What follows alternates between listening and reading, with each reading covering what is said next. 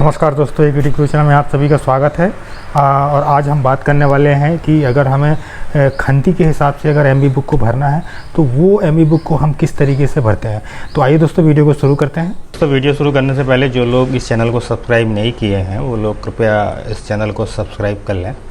तो आइए हम वीडियो को शुरू करते हैं। तो एमबी बुक लिखने से पहले हमें कुछ फ्लाई शीट बनानी पड़ती है जिसमें कुछ बेसिक डिटेल्स होते हैं कि हम किस एक्टिविटी पे काम कर रहे हैं, विलेज का क्या नाम है, इसमें काम क्या है, क्या हम मनाने वाले हैं, पंचायत क्या है और किस तारीख को हमने जो फील्ड में काम हुआ है उसका मेज़रमेंट हमने किस तारीख को लिया है।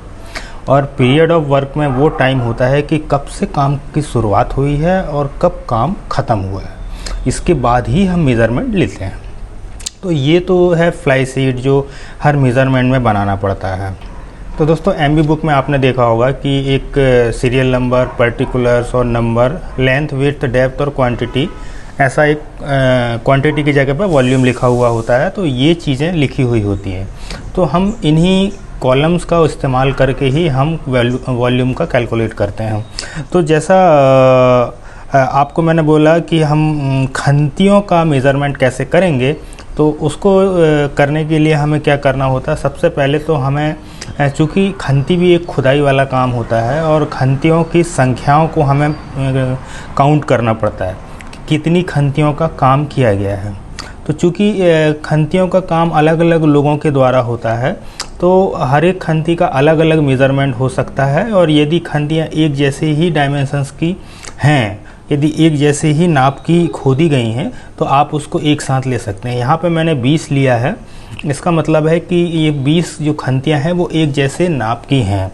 तो जिसमें उसकी लंबाई जो है वो 2 मीटर की है और उसकी चौड़ाई 2.5 मीटर की है और इसकी गहराई आप देख रहे हैं 0.29 है, जो 30 सेंटीमीटर की होनी चाहिए। यदि आप स्टैंडर्ड साइज़ का अगर आप देखें तो 1 फीट का गहराई होना चाहिए। लेकिन यहाँ पर देखें आप कि जब हम खंती का हिसाब से अगर एमबी बुक लिखते हैं तो नंबर्स पे मैंने 20 लिखा है। वहीं यदि मैं खंती के हिसाब से ना लिख के पूरे खेत तालाब का लंबाई, चौड़ाई और गहराई लेता तो यहाँ पे लंबाई आता, यहाँ पे चौड़ाई आता और यहाँ पे उसकी गहराई हो जाती और यहाँ पे 1 लिखा होता। इसका मतलब है 1 स्टेप। लेकिन यहाँ पे मैंने 20 लिखा है क्योंकि यहाँ पे 20 खंती का काम हुआ है। अब इन सभी का आपस में गुना करने के बाद निकल के आता है 29 क्यूबिक मीटर। ये पूरे काम का वॉल्यूम है। अब चूँकि अब जिस सॉइल पे ये काम हुआ है, लूज़ और सॉफ्ट सॉइल पे काम हुआ है, तो मुझे लूज़ और सॉफ्ट सॉइल का जो रेट है वो रेट लगाना पड़ेगा और वो रेट है आपका 83.4। तो ये रेट का जब मैं टोटल वॉल्यूम 29 क्यूबिक मीटर से गुना करूँगा तो वो निकल के आ जाता है 24,418 रुपये 60 पैसे। ये तो हो गया हमारा सिर्फ खुदाई का काम। लेकिन इस सारे खुदाई के काम में हमारा एक मैट भी लगाया गया है और एक पानी पिलाने वाला लगाया गया है जो 2 दिनों तक काम चला है। तो इसका मतलब है कि 2 लोग एक्स्ट्रा लगे हैं, जो देखरेख के लिए था और एक पानी पिलाने के लिए था। वो 2 दिन तक काम किए हैं। इसका मतलब कुल 4 दिन उन्होंने काम किया है। और मिनिमम वेज रेट हमारे क्षेत्र का, हमारे एरिए का जहाँ का ये मेज़रमेंट है, तो वहाँ पे मिनिमम वेज रेट 190 रुपये का है। तो चूँकि इनका मूल्यांकन नहीं होता है, इनका मूल्यांकन क्यों नहीं होता है? क्योंकि ये फिक्स्ड लगाए जाते हैं कि इनका मिनिमम वेज रेट के हिसाब से पेमेंट करेंगे। इन्होंने तो कोई खंती नहीं खोदी है, इसीलिए इनका कोई अलग से मूल्यांकन नहीं होता है। तो इसलिए 190 मिनिमम वेज रेट जो है उसी से हम इनका पैसा निकालते हैं। तो 190 का जब हम गुना करेंगे तो 760 रुपये निकल के आता है। तो इस तरीके से हम देखें, यदि हम इन दोनों पैसों को जोड़ दें तो वो 3,179 रुपये निकल के आता है। अब दोस्तों यहाँ पे थोड़ी सोचने वाली बात होती है कि यदि इस टोटल से हमने अगर हाजिरी का गुना कर दिया, ये हाजिरी का भाग दे दिया, तो वो गलत हो जाएगा। क्यों गलत हो जाएगा? कि टोटल एस्टिमेटेड कॉस्ट से ज़्यादा नहीं जाना चाहिए।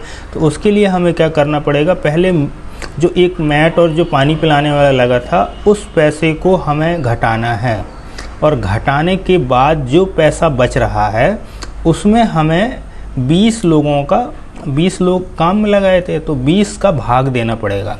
तो जब हम 20 का भाग दे देते हैं तो वो 120 रुपये निकल के आता है। तो 120 गुना 20 जब हम कर देंगे तो 2400 रुपये होता है। तो इन दोनों का जो योग है वह 3160 रुपये होता है। मतलब टोटल हमारा मूल्यांकन 3179 का था, जिसमें हम भुगतान कर सकते हैं 3160 रुपये का। अब इसके बीच डिफरेंस दिख रहा है वो 19 रुपये को दिख रहा है, जो 10% के करीब आसपास हो सकता है, कम हो सकता है, ज़्यादा हो सकता है।